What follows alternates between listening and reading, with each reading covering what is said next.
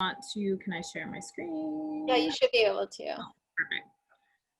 Okay.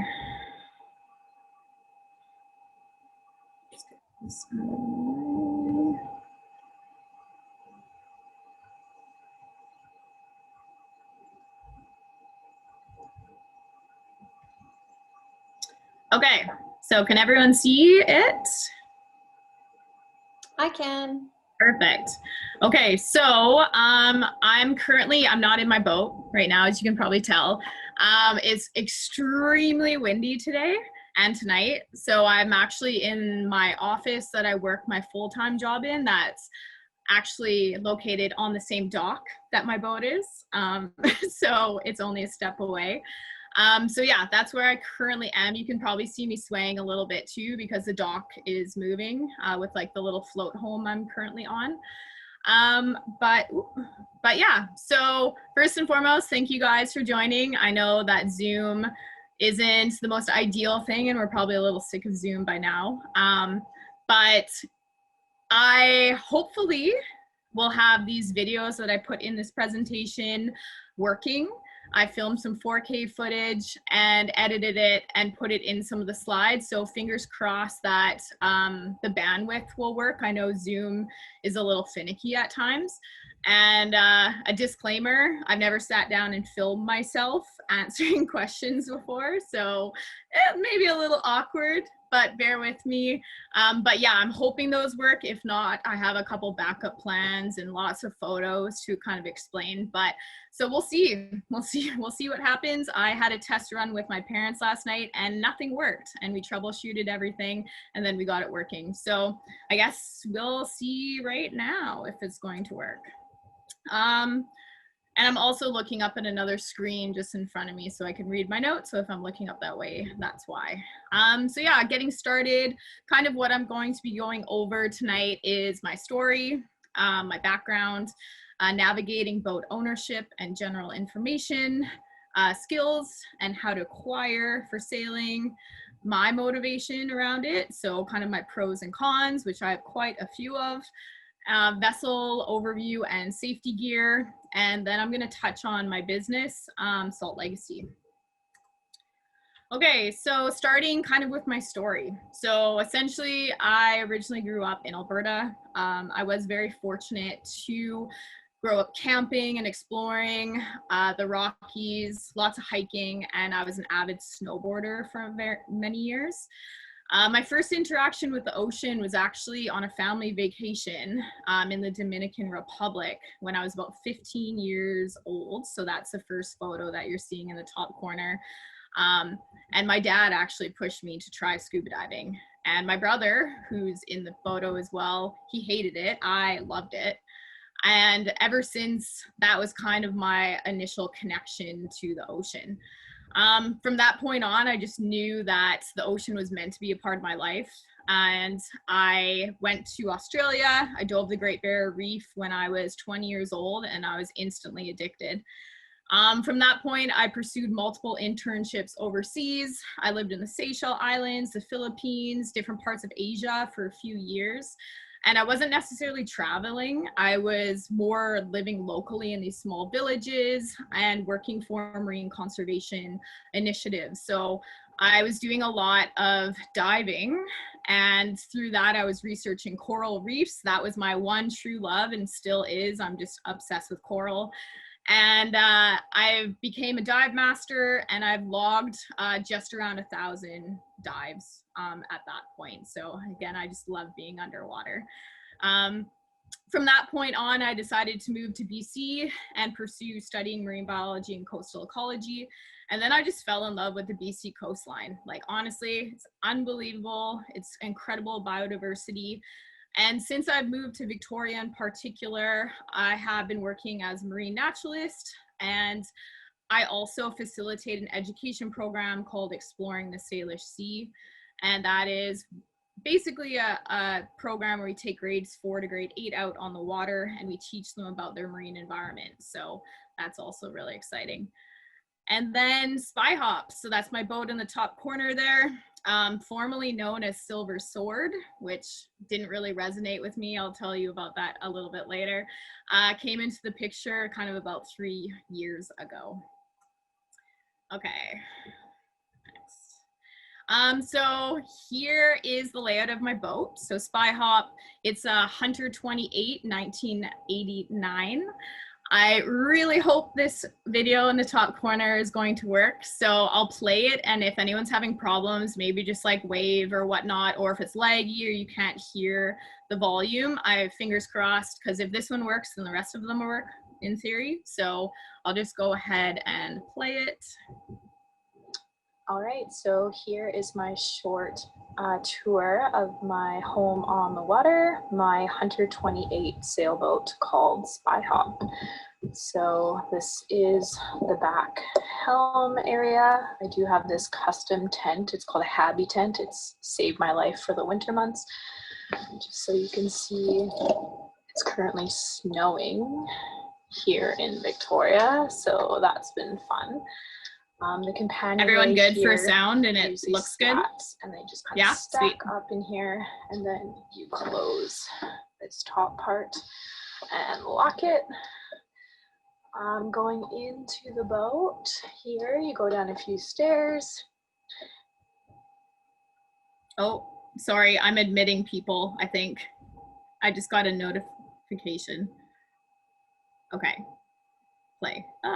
Hopefully that didn't mess it up. And this is basically it. This has been my home for just over 3 years or so. So yeah, let's start out with a galley here, otherwise known as the kitchen area. As you can see, it's quite small, limited space for cooking.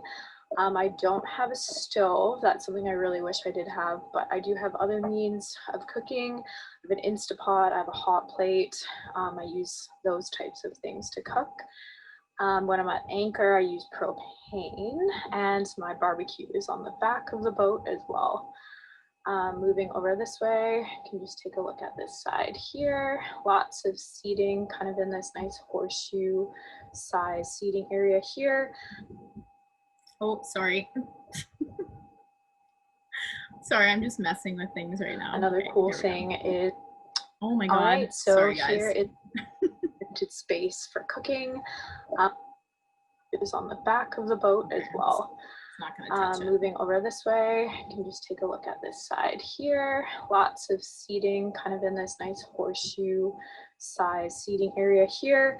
Another cool thing is that these table leaves come up on both sides, so you can be sitting around this big table here, which is really nice. And then here is my sleeping area. So this is the V berth here. This is where I choose to sleep. It's actually decently sized, and 2 people, and I've had a dog up here before. Can fit nicely here. Since it's open, it also stays pretty warm instead of another closed off room in the winter months. So that's where I sleep. Then over on this side, this is the other side of the boat. And then here is my nav station. I do have all of my control panels, AC, DC behind this big mirror here that kind of blocks it through the day. And then all my manuals, charts, everything in here. And then I actually decided to make this nice blackboard inspired by Sailing Uma. And then here is the head or the bathroom. It's a bathroom. I've kind of spruced it up to look a little bit better. I do have an electric head, which is nice, but it also has its challenges at times. And your sink, I do have a hot water system as well. It's currently broken, but I do have hot water. And then berth here, this is where I choose to sleep. Sorry, guys. Decently. I'm just trying to admit a bunch of people. That's why it blocks it through the day. Okay, so I was like, the bathroom. Okay. I've kind of spruced it up to look a little bit better. I do have an electric head, which is nice, but it also has its challenges at times. And your sink, I do have a hot water system as well. It's currently broken, but I do have hot water. And then here's where I came in. This is where my diesel engine is, underneath this, and you can remove these stairs here. And then back here is a whole other separate area. You can sleep there. It goes underneath the aft. It's an aft cabin. I choose to store all my clothes, extra heaters, all my sailing equipment is back here as well. So that's just a little overview of this space I've been living in here. All right, so hopefully that kind of works. Sorry, I was admitting people and it would pause the video every time, but hopefully you guys got kind of an idea of the layout. This photo here, again, just kind of as a top-down looking view. Again, I sleep up in the V-berth here. This is where the previous owner used to sleep, but I put all my kind of clothes and all my sailing gear and stuff back here. It's quite a big space. But yeah, that's my little boat I've been living in. So the next slide here. Okay, so now I'm going to go over kind of, you know, navigating boat ownership, general information, stuff I had absolutely no idea about before I bought my boat. So hopefully it's a little helpful. I'm just gonna admit these couple people from the waiting room. Admit. Okay. So yeah, let's start with purchasing a boat. So what I would recommend is, if you can, do some research. I did not. I bought my boat on a whim within 24 hours of viewing it, and I had to decide the next day. So I really had no research done whatsoever. So you probably want to research the vessel type, the length, the make, any future plans, like is it just a learning boat? Is it a long time cruising boat? Is it a monohull or a catamaran? There is a big debate in the sailing world between those two, or an inboard or outboard engine as well. When it comes to purchasing, or what to look for, a marine survey is something definitely that you would ideally want to have. So I'm just going to admit someone else here. So a recent one or one just under your hull is good too. So that's kind of what I had. I maybe should have had a more recent marine survey done because I ran into some issues with my boat shortly after that. Some steps to purchasing. So there's many different ways you can buy a boat. Again, I just bought it more of a private sale. You can go through a boat dealer. You can do an out of province. So you can buy one through the States, for example. There are different taxes and logistics around that as well when you purchase from somewhere else.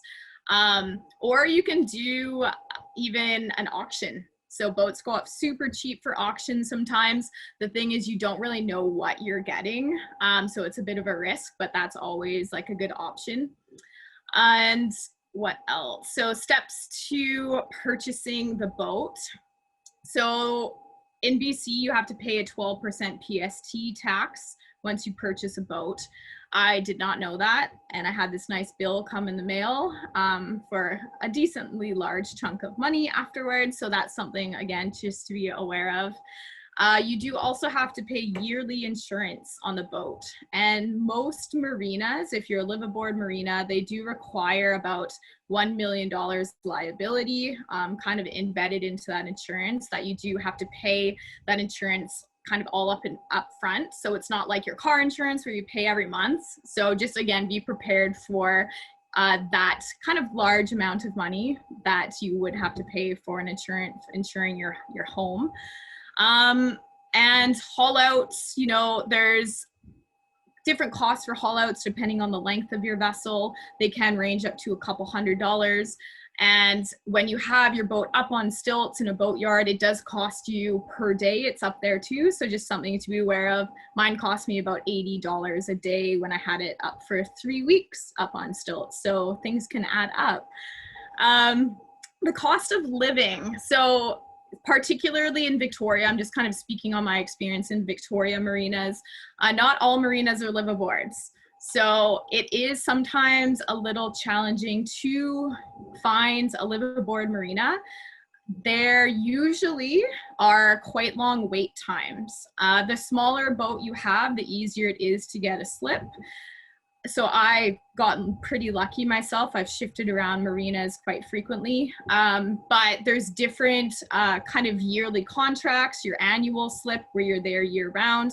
Some marinas have winter programs. So what that means is you're here for the winter months at the marina hooked up, and in the summer, spring, summer, your contract is done and you're off sailing. So there's different kind of live aboard slips to be aware of.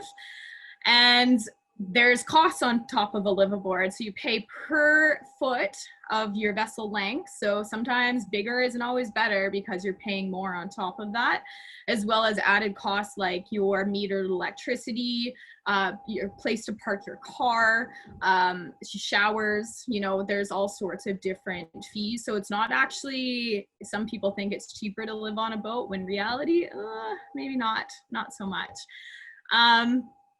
So there are things to think about if, again, you're kind of inching towards this lifestyle. Things like, what do you consider luxuries? Like showers, hot water, a fridge, freezer, being warm. I'll go over more of that stuff in the pros and cons section. But think about boat layout. Every boat is different. And like I said, bigger isn't necessarily better. The bigger the boat, the more repairs, the more maintenance, more slip fees. Are you solo or with a partner, or you have any pets? Lots of people have dogs and cats on their boats as well, which is pretty cool. That's hopefully something down the line for me as a dog. Storage space. Are you willing to part with all your furniture? Do you have a garage? You're going to rent kind of a storage space that can add up in the long run as well. Are you willing to do regular maintenance? Again, boats get more expensive with time instead of decreasing in expense. And another important thing, can you read a weather forecast? You know, like tides, all weather conditions, really important when you actually are getting ready to go out sailing. And can you live minimalistically? So again, your boat, that's basically what you have, and you have to make it work. And is that lifestyle going to work with you?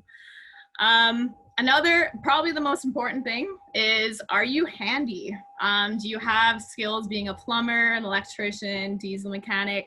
I personally don't, which in this awkward looking photo of me, this is another video kind of touching on that. So I'll see if that works.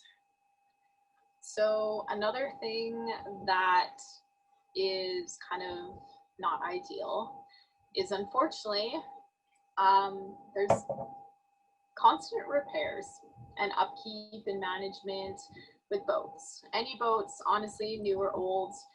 Mine's 31 years old this year, so it's not brand new. And a lot of work since I bought it has been put into it.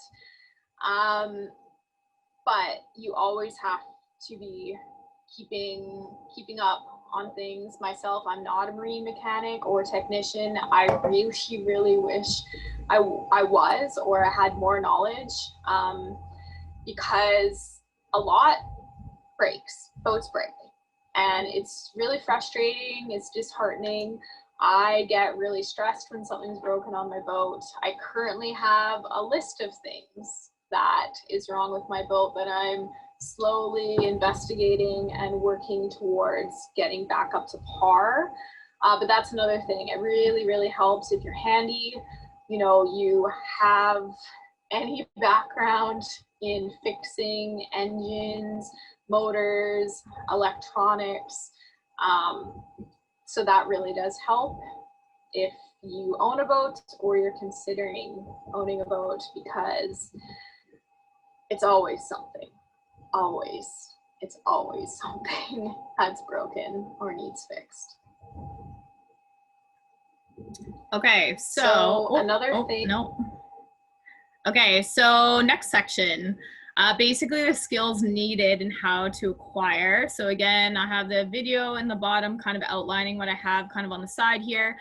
But one thing I want to add is age is not a factor.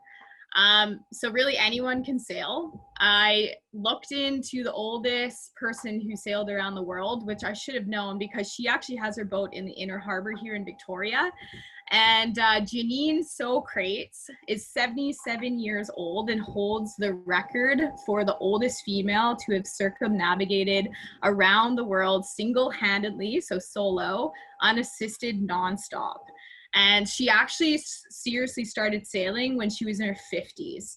So I don't know, that's super inspiring. And it's just so cool. If you go to the inner harbor, there's actually a little plaque just along the boardwalk and her boat's in there. So again, age is not a factor.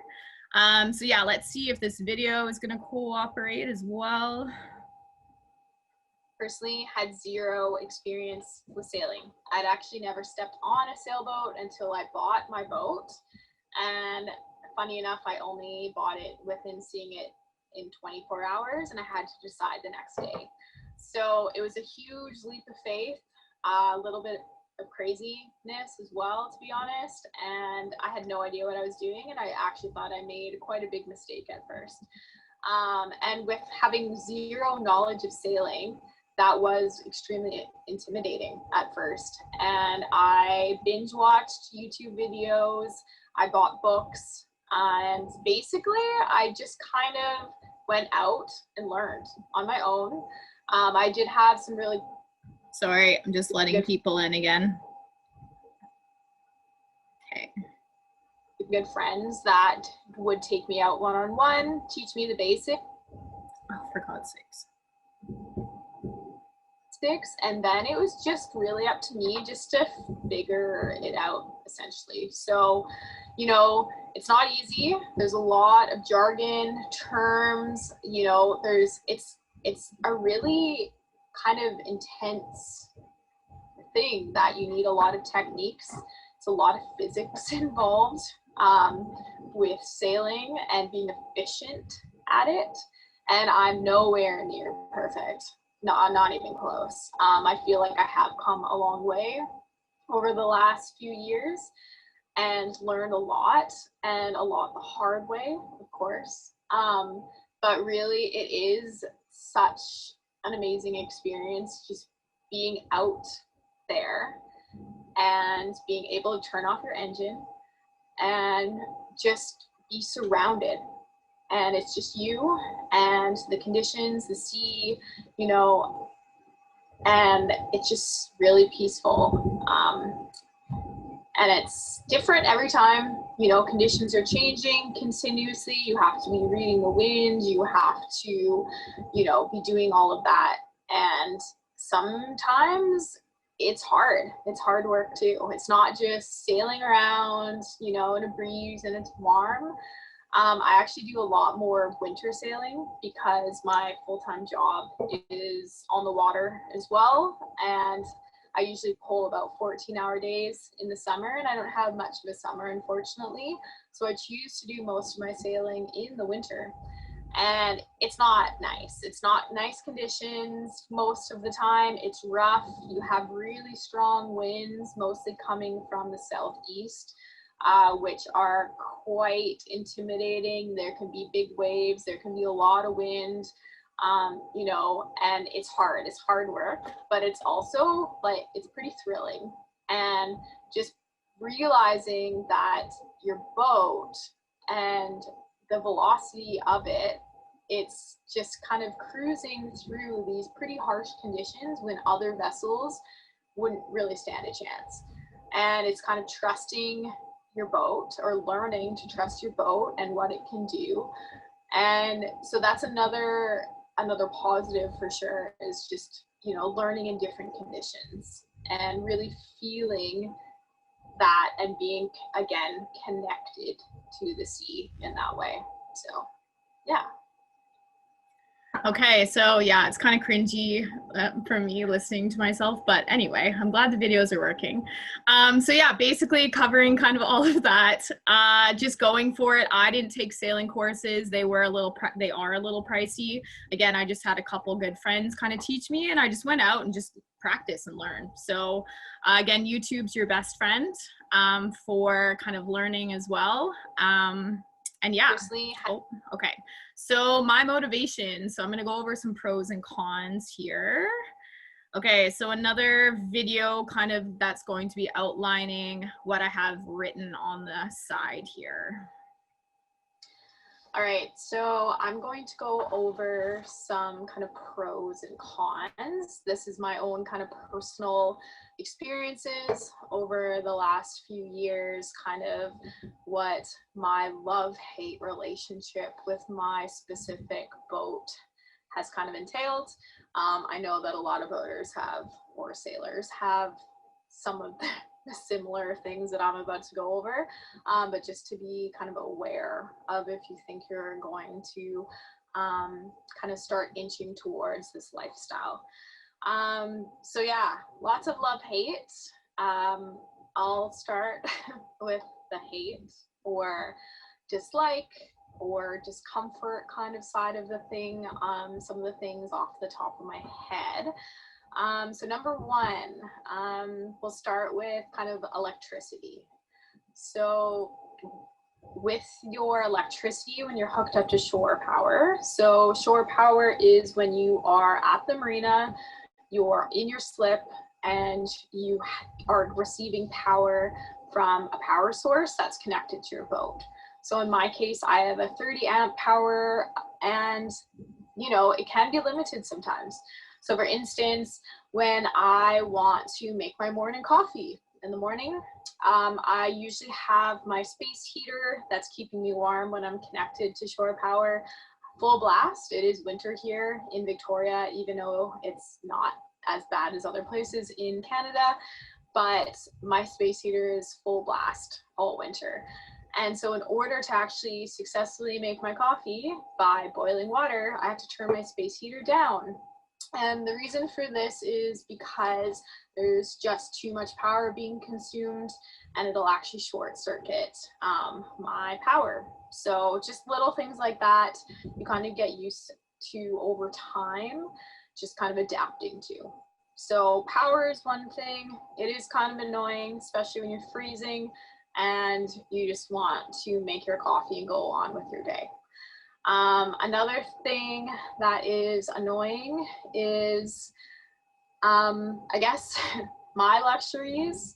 Again, different from other sailboats and other boats, but I personally don't have a shower on board. There was one that was in the head or the bathroom. It did get taken out by the previous owner. And I do have a shower on the back of my boat. If you were in the tropics, that would be lovely. I'm here in Canada, so that's not an option. So I do have to go up to the marina in order to shower. Kind of inconvenience, not the end of the world. Every marina is a little different. They have different facilities like showers, laundry. So that's just another thing to look out for when you're looking for kind of your amenities. So no shower. I also don't have a proper fridge on board. I do have an ice box. I don't use it as an ice box. I use it as more food storage.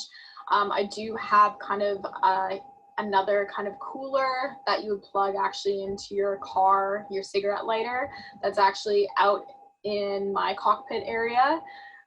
So that's kind of annoying. Technically, to get my food, I have to like go outside. So that's another thing. So that kind of leads me to do more grocery shopping more frequently. I am basically a vegetarian, so I go through a lot of fresh produce, and it's hard to keep that on a boat. Another tip is being a vegetarian is a little bit easier, so you're not worrying about your food going bad, such as chicken or if you do eat meat. So that's kind of, I've been adapted into my lifestyle, which I'm totally okay with regardless. Another thing that I don't have, I don't have laundry, so I have to physically take my laundry.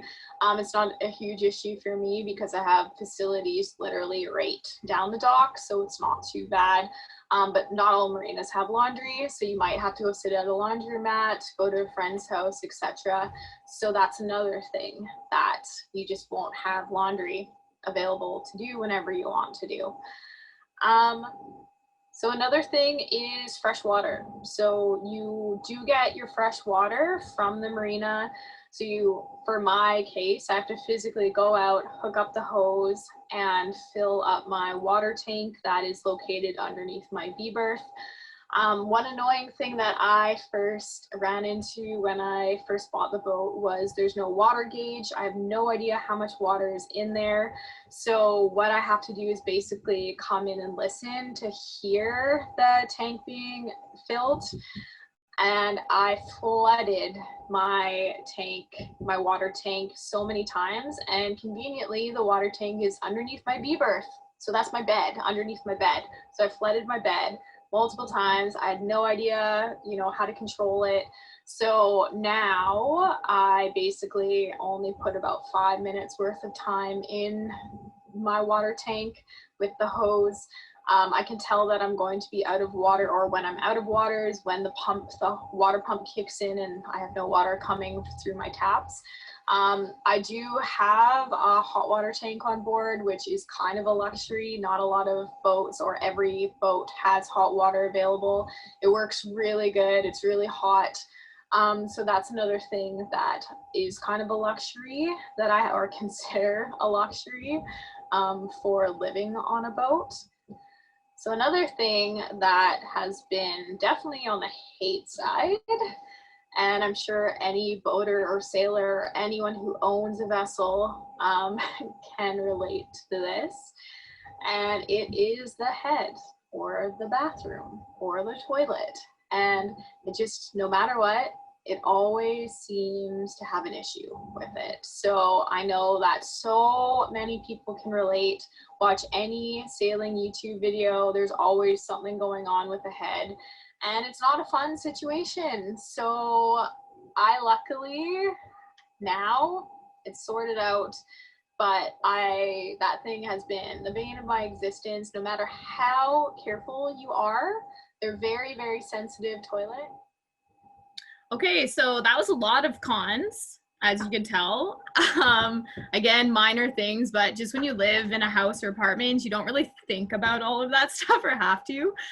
So yeah, my cons list making this was way longer, just technically, than my pros, but again, you'll see why the pros kind of outweigh everything. So, All right. Okay, so here's some pros.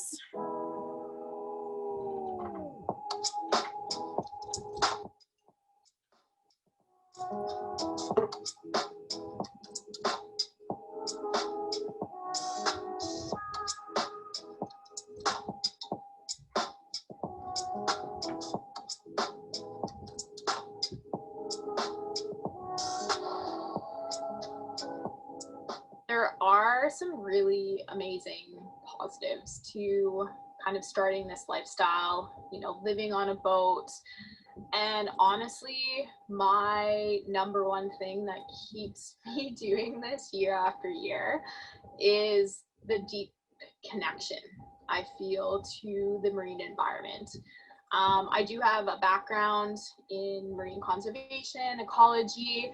I am obsessed with the ocean, to say the least, and I just feel so much more connected being on the water, living on the water, just being surrounded by the water.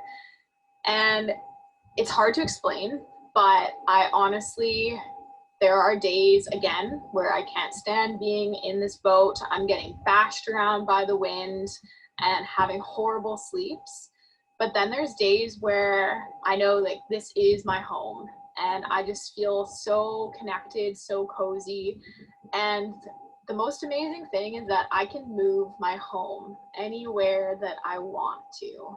And so I think that's a pretty powerful thing, having the opportunity to explore when you want to explore, literally have everything you basically own with you. And it's just really special. So for me, that's essentially what keeps me going, is kind of that, having that adventurous spirit, having my home with me, and feeling that deep connection to the sea. So another positive is where I live. And in the Pacific Northwest, there is amazing biodiversity out here. My full-time job is actually as a marine naturalist, so I'm out on the water. I know the area quite well, which is another positive, and that's, I think, why I wasn't as intimidated to be living on a boat. But our biodiversity here is like nowhere else really in the world. So another positive is being able to see things, you know, like whales and porpoises, you know, bald eagles, and our coastline here is just stunning. So really it's not a bad place to live, and to be living on a boat or a sailboat and being able to choose when you want to go out and explore multiple islands. Our Gulf Islands are beautiful. I've still only been to a couple of them so far. But then just having that experience of anchoring and dinghying over, paddleboarding over to the island and hiking and exploring, and it's just a really special place to live. And like I said, just witnessing the marine life just out there raw in the wild, again, especially on your own boat, is really cool. No engine, and yeah, it's just another positive that living aboard can kind of offer as well. Yeah, so like I said, positives kind of outweigh the negatives in most aspects. But yeah, some of the things, amazing memories, you know, having even a less environmental impact because you're conserving water. You don't have, you know, even big trash things on your boat and whatnot. So, you know, with that deeper connection of your environment, to me, it just makes sense. And that's why I continue to live on a boat. And then, of course, sharing with family and friends. So I always have family and friends on board. I usually have a dog or two as well. And so I love having and sharing my home with other people as well. Okay, so now just a few slides left. So just talking about some gear and vessel safety. So basically, it kind of depends on what type of sailing you'll be doing. If it's close to shore or longer trips, etc., you'll need more extensive gear, of course, if you're kind of going off grid. There are mandatory safety equipment outlined on Transport Canada's website that you must have aboard your vessel at all times. I have been stopped twice, you know, in the past year by RCMP, so they actually really check up on you. Even having certifications for boating, nav courses, that kind of stuff is always helpful. And always having a plan or multiple backup plans. Things tend to go wrong really quickly when you're on a boat regardless. So again, backup plans are great. It's always also good to have kind of drill practices, be familiar with your safety equipment and emergency procedures. I do that with my full-time job anyway, so I'm pretty used to doing that. And it's always good to have your current first aid. Again, you never really know what's going to happen and where. When it comes to gear, it's great to have a reliable dinghy and a reliable anchor as well. And some other upgrades you can do, such as solar inverters, chart plotters, using navionics, that's all great too. And then if you are kind of going more so off grid, an in-reach satellite phone is lovely to have as well. And it's a plus if you have appropriate weather gear like sailing jackets, pants, and all that. Again, I do most of my sailing in the winter, and all that gear has saved me big time. I just wanted to include just living single as a lady on board. I do have locks on my boat on the inside as well. I'm just always, as most females are, you're just extra aware all of the time. So I do have that stuff on my boat because I live solo as well. And just a few tips just to make your boat more comfortable as well. I just threw up some pictures. The top picture, I change around my interior like all the time. I love that kind of stuff, and I think it's fun. And I remember when I bought the boat, it didn't look anything like it does now. If you look at my Spyhop Instagram, there's like a video of when I first bought it, and it was not like that at all. I put a lot of work into it. But it's nice because, again, it's your home. It just makes it more enjoyable, more comfortable. The picture with the champagne bottle is actually when I renamed my boat. So when I bought it, it was named Silver Sword, and it just didn't resonate with me, Silver Sword. So that's actually my father there. He flew in from Calgary to sail back with me from when I got my haul out done in Sydney. And I did the whole renaming ceremony with him. And I didn't smash the bottle over the hull like you're supposed to, because that's not good for the environment. But so yeah, I made it my own. Spyhop is what I chose to name my boat, because I have this, again, I'm obsessed with whales, and and just in short, spy hopping is basically a behavior that whales can do to take a look at their surroundings. And my boat just kind of hopped into my life at a weird point. And so I kind of like connected the two. Anyway, it was fun renaming it, designing the decal and everything. The two other pictures you see is my friend Taylor. She helped me do a lot of stuff on my boat, and that's me cutting this nice thick piece of foam for my bed. So that's another tip, like make your bed comfortable. You're sleeping in that, and I was sleeping on these horrible cushions that it came with for like over a year, and that piece of foam is like a game changer for sure. And then a couple other things, like I just, again, make my living area more peaceful. And when it does snow, again, I use space heaters, I use electric blankets to stay warm because it's freezing on a boat. So again, just a couple tips on how to make your boat more comfortable. And this is the last section. So this is kind of on my business, Salt Legacy. And basically, it's been almost a year that I have started Salt Legacy. And so originally, I kind of had this idea a few years ago of kind of transforming something and upcycling something that had to do with the marine environment. And then I actually came across Project Zero, and actually my friend Nancy, who's on right now, she also did the Project Zero incubator. She made, her project was the NULA project, which you've probably seen circulating around Victoria. And I text her and I'm like, hey, maybe I should apply. And she's like, absolutely, just do it. So I applied and I pitched my idea for recycling old sailcloth from sailboats and turning it into adventure gear, essentially. And so I got selected to be a part of the 8-month incubator, and I just graduated from it in this past December. And yeah, Salt Legacy is basically taking used sailcloth that has been donated from marinas, sailors, that is no longer fit for sea. And it still has a lot of life left to it. Sailcloth is made of extremely durable materials, UV resistant, water resistant, abrasion resistant. And even if it is not fit for sea, it's still an amazing material to use for something like a backpack. So I have been working pretty hard kind of developing my brand at this point, and I do have a prototype that has been completed. So that's kind of in the bottom corner there is this adventure backpack. And I have a couple other prototypes in the works. I have a fanny pack coming and a surfboard carry bag coming as well.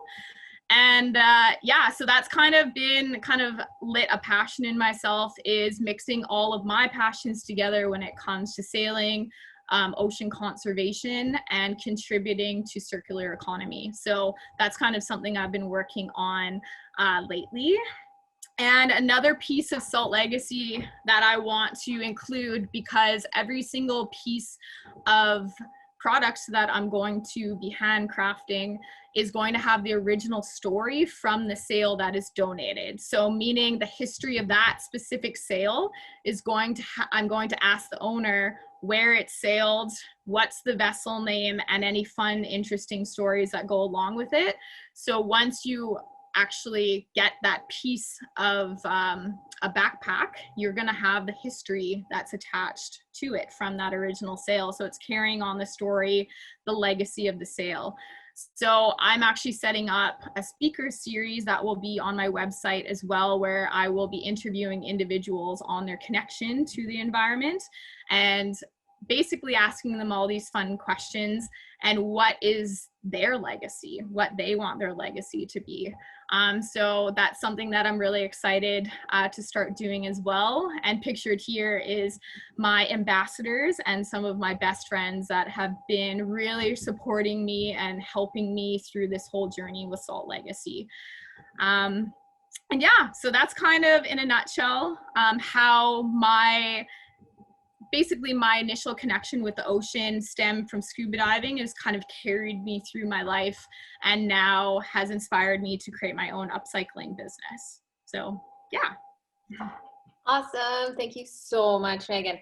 I love what you're doing. I can see Nancy nodding around. She's clearly proud of you. So excited for that journey and to see that roll out more. And I really appreciated just throughout the presentation that, you are honest and you do show that less glamorous side and what you've had to learn along the way. I think that is huge in making something feel accessible for people.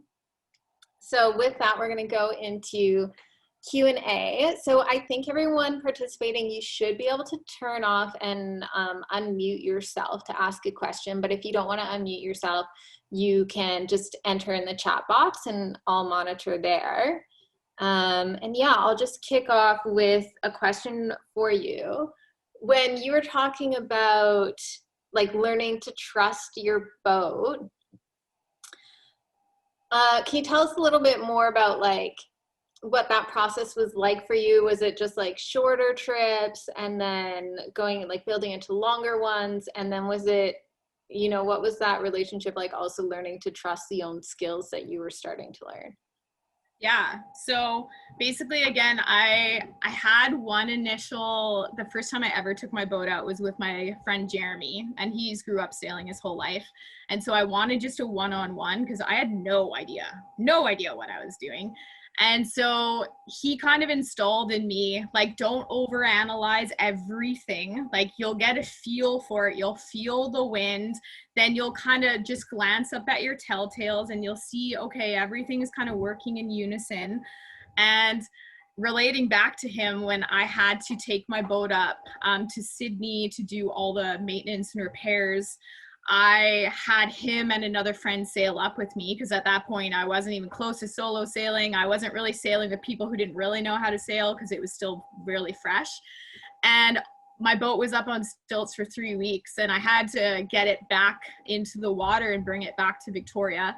And that's actually when my dad flew out, and he grew up sailing on lakes in Ontario, but not quite the same.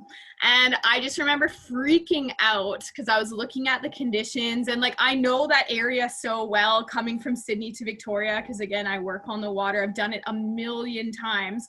But I remember texting Jeremy and seeing there's 18 knots of wind and saying to him, I can't do this. Like, I can't do this. Like, that's too much wind. Like, I know what that feels like in our work boats and stuff. And what he said to me was, Meaghan, that's what sailboats are made for.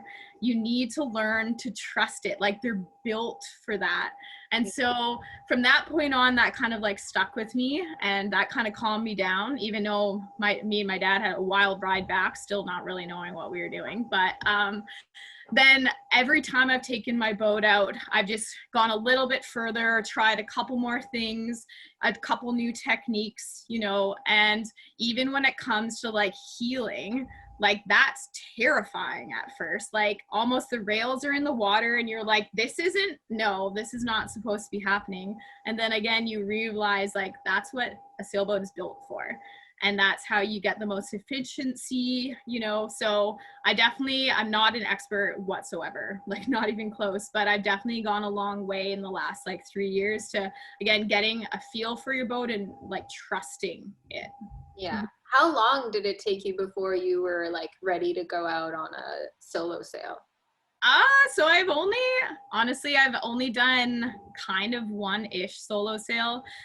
So my partner actually has a boat as well. So we took both his boat and mine, and we wanted to both anchor in one bay together and wrapped up and stuff. So we were doing a lot of like, he was on my boat, we sailed to his boat, which is in Oak Bay. I jumped off, dinghied over, got my boat, so I was sailing solo and he was sailing his to where we were going to anchor. So even that was like a little like, ooh, like this is kind of a lot. I'm fully by myself, even though like I know he's close and if anything goes wrong. But I have future plans actually in May, which you know from the previous presentation, of sailing to Princess Louisa Inlet, which is much further. It's about a 16-day round trip, and the plan is to actually have my boat and 2 other boats. So I will, if it all works out, planning logistics, I will be sailing my boat, maybe with a couple other people, but they don't know how to sail. So, and we'll just stay in contact with the other boats. And if something, you know, goes wrong, then we have that added support with the other 2 sailboats as well. So, yeah. Yeah, that's cool. That seems like a very supportive way to get into it, is having those other boats presence and Yeah. learn with your community. Yeah, exactly. All right, does anyone want to go ahead and ask a question?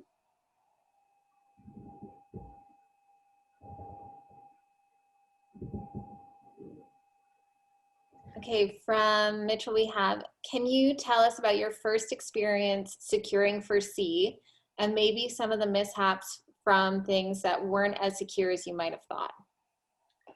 Yeah, I'm trying to think.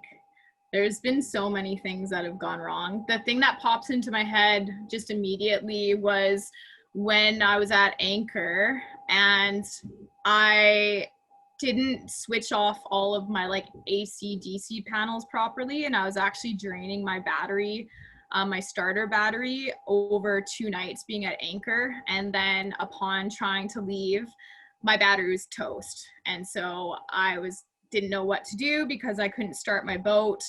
And essentially what I did was grab the battery that's from my dinghy. So I have an electric engine that runs off the same 12-volt system. And so I took that dinghy battery and put it and installed it into where the starter battery was supposed to be.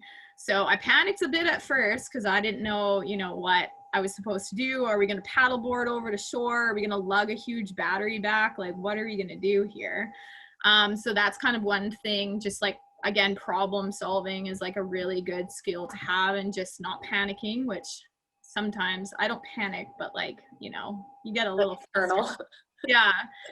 So yeah, that's kind of one thing that just pops into my head right away. I've never lost like steering or anything, but again, these things are bound to happen at some point. Yeah. The longer trips you do. So that's why you have to really stay on top of maintenance and oil changes, which I'm kind of behind, to be honest. So I feel like I should listen to my own advice sometimes. But yeah, so again, it would be beneficial to have a background so you can fix those things on the go and whatnot as well. Yeah. I was on a boat that lost steering in the shipping channel of the Juan de Fuca in the fog. Oh, which was an adventure. But yeah, like Mitchell put, great resourcefulness, and I feel like that's what it comes down to always, is just being resourceful, and yeah, like you said, staying calm. Yeah, definitely. We have another question. Knowing what you know now, would you want a bigger boat, or what would you look for in a future sailboat? Ooh. So I kind of go back and forth with this all the time. So sometimes I hate my boat because it's too small. But it has its own perks, of course. First of all, like it's cheaper. Again, the larger the length of the boat, the more you're paying, more bottom paint, more everything. When it comes to maneuvering, like that thing spins on a dime as well. So it's pretty easy to handle. And again, it's set up for solo sailing. So all of your lines are right back into the cockpit, which is really nice. So the downfall with a much larger boat is you can't particularly just rely just on yourself for kind of all of that. You have to have some crew or some deckhands on board the larger you get. But I dream about having, you know, one of my friends has a 72 foot with his dad, and it's stunning. And it's just, I'm like, this is bigger than my old apartment. Like, it's, you know, so, but ideally, I think I do like max now. I do like a 37 would be max. I used to think like a 42 or something, but like a 35 to a 37. And my setup in my 28 is actually pretty good compared to other 28 sized vessels like Catalinas and stuff. They don't actually have the headroom like mine. Like I can fit someone, I think my tallest friend was 6'2" or 6'3", and he had headroom in the first part where you go down near the galley. I know that Catalinas are quite tight, as you know, for that same size of vessel. So I do really like the layout of the Hunter. So that's something, again, to really consider, like not only the length, but the make of the boat and looking at those layout plans. Because again, necessarily you wouldn't need something bigger. You could just have a different layout, which would allow you for more room or more functionality. Instead of getting a larger vessel. So I don't know, I dream about larger ones all the time, but realistically, like I think my max would be like a 37 foot. What's the top end that a person can sail on their own? I don't like, honestly, I feel like there's really talented people out there who can sail very large vessels and have no issue. When it comes to docking, that's intimidating. Like every marina is a little bit different or where you're docking. I've had some really, really tricky slips because I've shifted around in Victoria a little bit. But I couldn't even imagine docking something in this really tight kind of space with something that large. Like that just terrifies me personally. But so yeah, I don't know what the largest kind of like vessel size would be for someone to single-handedly. Like the lady who's 77, hers is a 37 foot, I believe. I have it in my notes. And yeah, she sailed that around the world nonstop by herself. So like, that's impressive. That's so awesome. I want to meet this woman. Right? Yeah, She did a presentation? Yeah, well, I found a really short YouTube interview on her last night. So, and she's super humble. She's really normal, you'd think at that age, and sailing around the world, you go a little cuckoo, but she's really inspiring person. Yeah. Awesome. Okay, anyone else got a question here? Sure, I'll go. First of all, I want to say the interior of your boat looks like the cutest sailboat I've ever seen inside. I love that. And then I guess my question, firstly, I think if I'm correct, you said you didn't know how to sail before. Is that correct? Yeah. So I had never stepped on a sailboat in my life. Wow. I had worked on all sorts of different vessels. I used to work on dive boats. For work, I work on catamarans and smaller vessels. And so I've been working on boats for the last like 8-ish years, but never a sailboat. So I had no idea what they were supposed to look like inside. And it was just kind of a split decision that I just jumped on, and I bought my boat, and it was the first sailboat I ever had sailed or ever stepped foot on before. Wow. And how did you find anchoring and docking? Like because I sail, but I find I don't dock a lot, and I find docking is intimidating. And also you mentioned being handy, and I find that's the one thing I lack is like knowing about the engine, and like would you recommend a course or something for that? And if so, which one? So with docking, again, my friend Jeremy, he just made me do it, and he's just said, practice, go really slow. Yeah, you can use neutral, you can use reverse. You know, when you're in neutral, you're not really using your steering as much. So just keep that in mind. Just go slow and steady. You know, you don't have to panic, even though it's intimidating for sure. So my couple of slips, my one now at Fisherman's Wharf is really easy to get in and out. So I'm very happy for that. I usually reverse all the way out though. I don't spin around in these small spaces. With anchoring, my first time ever anchoring overnight, I was with one of my best friends, Tyra, and we anchored for the night. And I did not sleep all night because I was so just panicking. I was so paranoid that we were going to drag anchor, even though there was no wind and no boats around us. And I set alarms on my phone for every like hour and got up and referenced a crab trap. And there's just different sounds when you're at anchor too, so it doesn't sound like you're used to the sounds at the marina. So I was thinking like the most horrible things were going wrong, and I didn't want to panic her because she doesn't sail. And she's like, no, I know you didn't sleep all night. So there's some cool like apps and stuff that you can also use to GPS your location of where you drop your anchor. And it's an alarm basically that if you drift out of that perimeter, it'll alert you. Oh, cool. So that's something that I didn't know about until more recently. So saves you some sleep. And sorry, what was the third part? Like an engine course or something that makes you more handy, I guess. And yeah. So again, I wish I knew a little bit more. Engines, I feel, are just super intimidating. And I am kind of learned a bit for my current job at work, and I've expressed interest in that as well.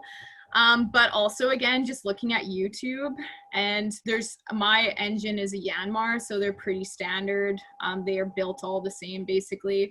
And I have a really good kind of textbook that I have that is really easy to read with pictures and all of that, and it's just broken down really nicely. But I tend to still not do a lot of work myself. I have a mechanic at my work that he is great, and when he can come and works on my boat, and he kind of teaches me a couple little things. Or I just sometimes just get someone to do the work. Like right now I have a couple issues going on with my starter that I'm going to try and figure out. I've called a couple technicians and kind of got what I need to do. But yeah, I wish I had more experience. That's something I really want to strive towards, is learning, because when you're out, and say if you are going to a more remote place, you can only depend on yourself out there.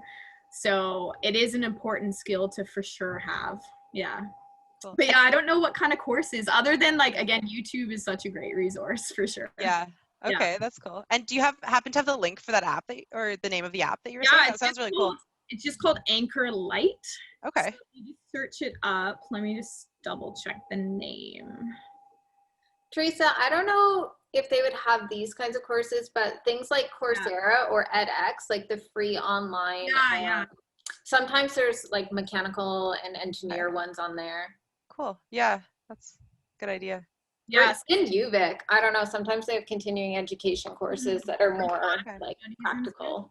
Yeah, it's called Anchor Light. It's this it's a little blue anchor, blue and white anchor. Cool. Yeah. Anchor and then Light. Other like useful apps, of course, is like Windy and Navionics. So those are great ones to have for Navionics for navigating, of course, and Windy and Predict Wind for looking at weather conditions. So cool. Awesome. Yeah. Thank you. Yeah. The unrelenting current wind. Oh my God. Like right now, like, oh. Like, I don't know if you can hear it, but I'm not sleeping tonight, so. Something for if anyone is local to watch out for is the Souk Sailing Association. I'm not sure if it'll happen again this year, but as part of like COVID programming from I don't know if it was the provincial or federal government, but they were offering like very introductory sailing lessons. Oh. So they might do that again in the spring and the summer if it's still going on. But yeah, that was like a super accessible way for people to get out and just try it and see if it's even something you want to learn more in. Yeah, definitely. Because sailing co-ops, I think there might be one out of Oak Bay as well. And with co-ops, I think you pay something around $1,000 yearly. And again, that's way cheaper than buying your own boat and seeing if you like it, for sure. And then learning on different size vessels within, because I know most co-ops have like 3 or 4 different size vessels. So that's a good thing to do as well. Mm-hmm. Yeah, that's cool. That's a great resource. Any more questions, anyone?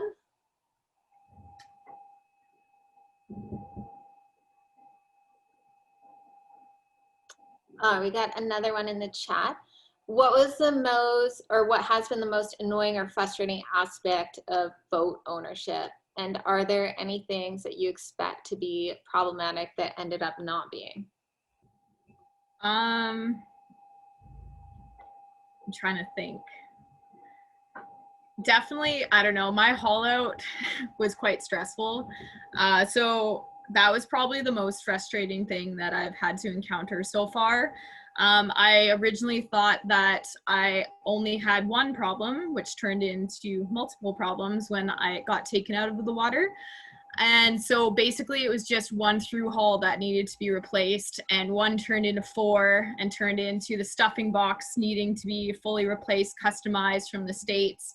And just, I also had to get a marine survey, another one done because my original insurance kicked me off because they said my boat was too old, which 30 isn't that old for a boat, but I had to get a new survey. So that's where all these problems arise from. So honestly, that 3 weeks was super stressful.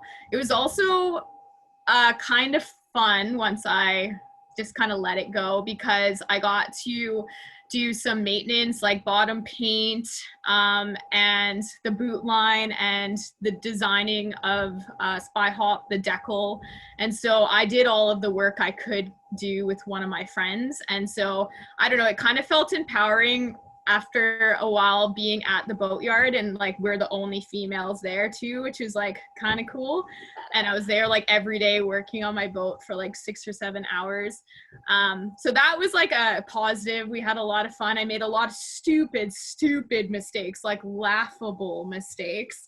But yeah, I think that was one of the most kind of frustrating and disheartening things, because again, the bill at the end was, it was really, really expensive. And so, yeah, so that's probably been the most annoying thing. And again, not for me, not knowing how to fix anything.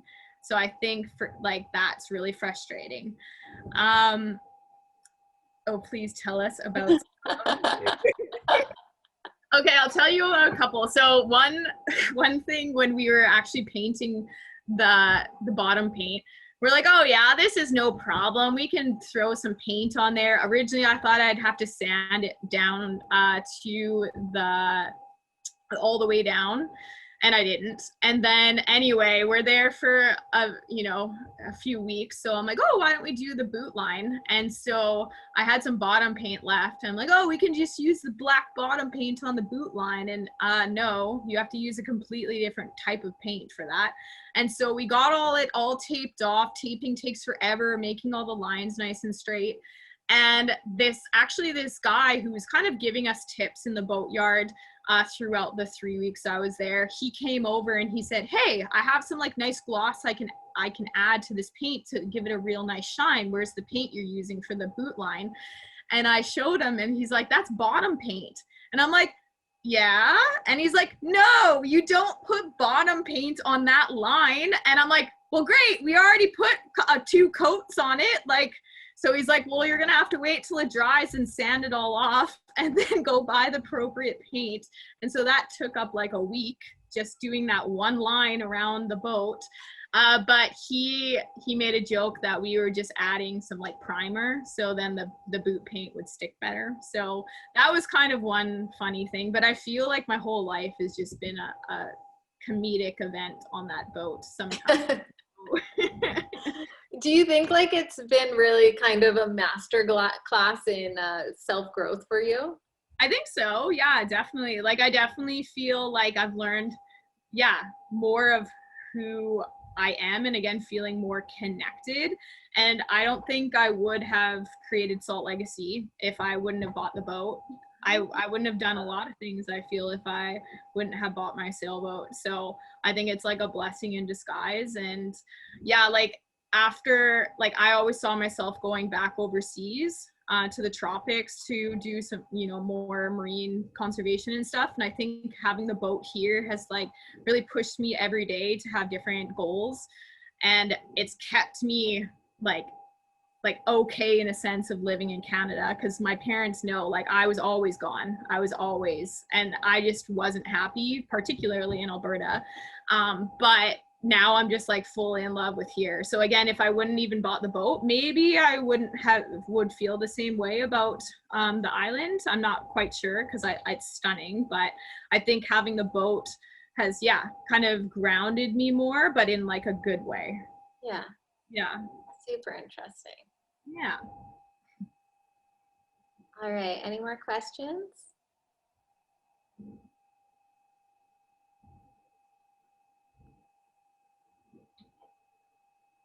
Awesome. Okay, we'll wrap up, everyone.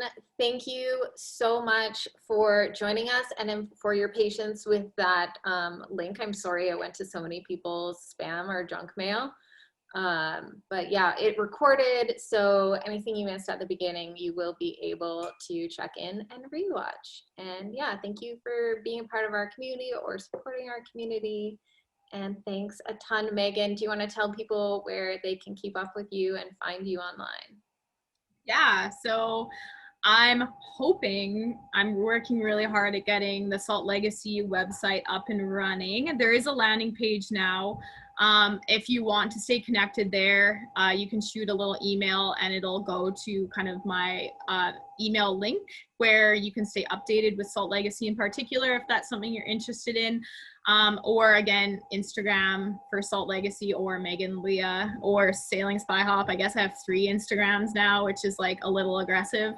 But yeah, that's kind of where you can stay tuned on all of that if you'd like, and you can ask me questions at any time. Shoot me an email or a text on Instagram, and I'm happy to expand on some of my experiences if you still have questions about what I've done or advice if you know, if you need anything like that. So yeah. Awesome. All right. Have a good night, everyone. Yeah, thank you.